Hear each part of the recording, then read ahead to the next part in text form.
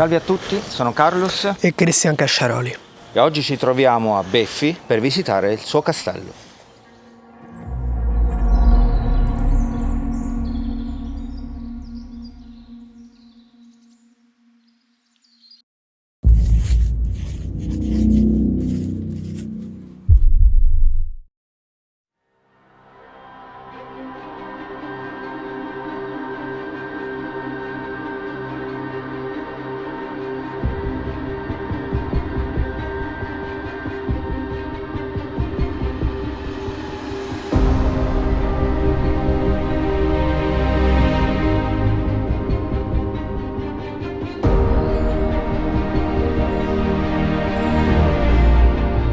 Beffi è una frazione del comune di Acciano, provincia dell'Aquila, e fa parte del Parco regionale naturale Sirente-Velino.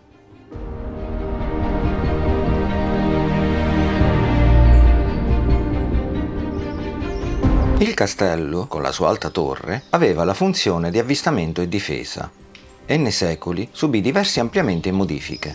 Si ritiene infatti che, dopo essere nato come insediamento, fu modificato e reso un vero e proprio borgo, grazie all'avvento dei Normanni, popolo che unificò l'Abruzzo nel XIII secolo.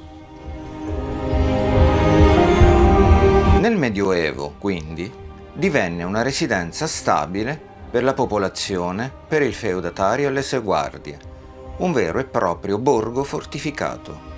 La torre, che caratterizza questo castello, è di notevoli dimensioni e probabilmente fu edificata successivamente alle mura.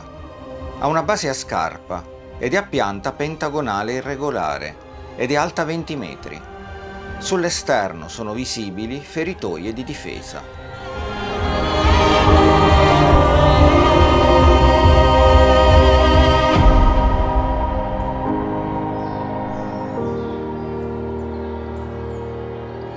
La porta d'ingresso originaria era interna al recinto, con scala retrattile.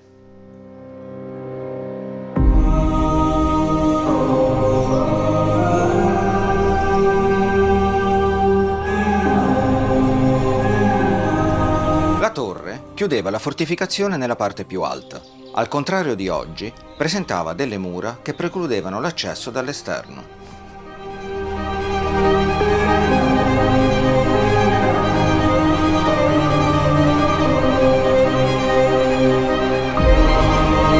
Grazie alla sua struttura cintata, la torre era poco esposta all'attacco e il suo recinto diventava una vera e propria trappola per gli assalitori. Per questo fu chiamata Torre Castellata.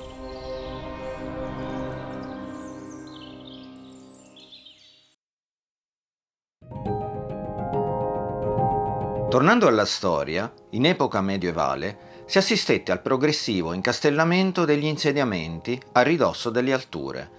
Infatti, il castello di Beffi si sviluppa su un pendio roccioso che si affaccia sul fiume Aterno.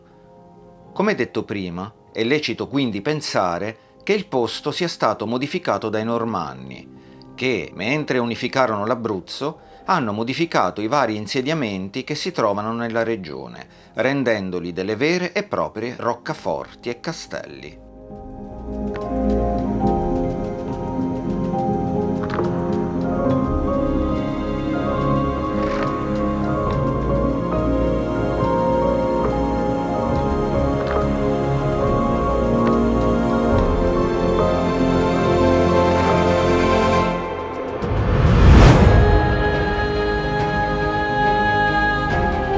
Il paese di Beffi contribuì alla fondazione dell'Aquila nel XIII secolo e nel 1294 Pietro da Morrone, nel suo pellegrinaggio da Sulmona verso l'Aquila per essere incoronato papa con il nome di Celestino V, passò prima per Acciano e poi appunto per Beffi, che quindi diventò una tappa del cammino del perdono.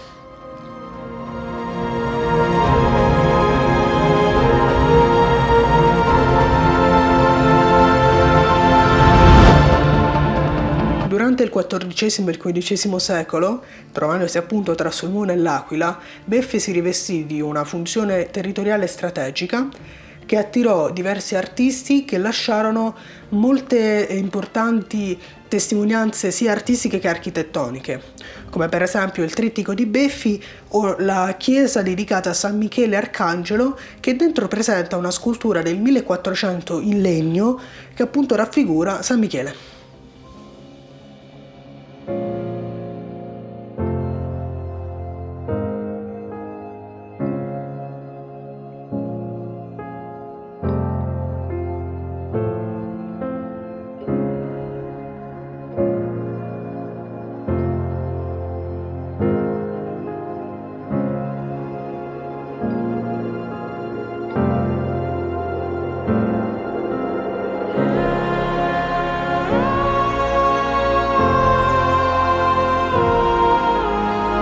Spero che anche questo viaggio vi sia piaciuto e vi aspettiamo alla prossima avventura. Ciao! Ciao!